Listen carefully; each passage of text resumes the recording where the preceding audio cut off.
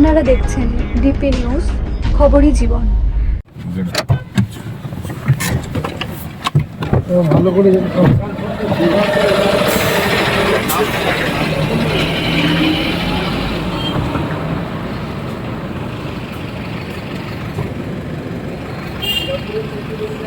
শ্রীরামপুরে candidate already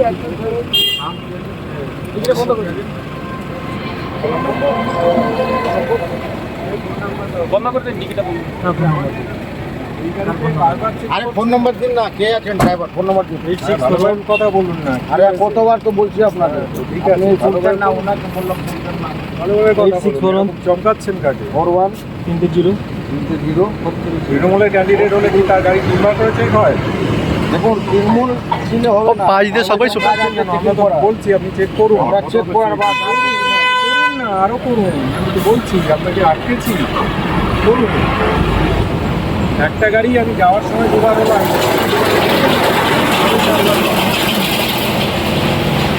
অন্য গাড়িগুলোও করবেন এইভাবে, সেটাই বললাম। সব গাড়ি করি, হ্যাঁ করুন, দেখুন। আমাদের যা কাজ আছে সেটা করছি, আর আর করবো, আর আমরা কিছু করার নেই।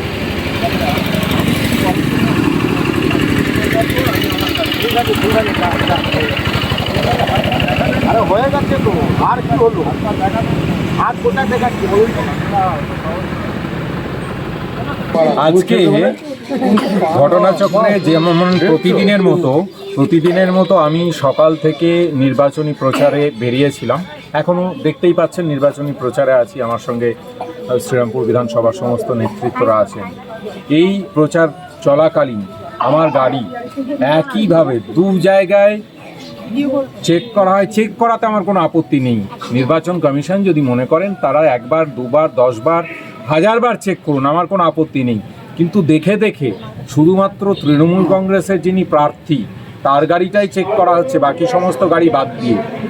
এই বিধানসভায়, শ্রীরামপুর বিধানসভায় বিজেপি 50,000 ভোটে হারবে, সেটা বুঝতে পেরে এখন তারা বিভিন্ন রকমভাবে যা করে থাকে, বাংলার মানুষের কাছেও হারবে, সারা বাংলায় বিজেপি পরাস্ত হবে, শ্রীরামপুরেও পরাস্ত হবে। তো তখন তাদের একমাত্র উপায় এবং অস্তিত্ব হচ্ছে তাদের বি টিম। সেই বি টিমকে কাজে লাগিয়ে বাংলাকে যদি চমকানোর চেষ্টা করা হয়, বাংলার মানুষ আগামী 4ঠা মে তার জবাব দেবে এবং সেই 4ঠা মেতে তারা নিজস্ব জবাব পেয়ে যাবেন।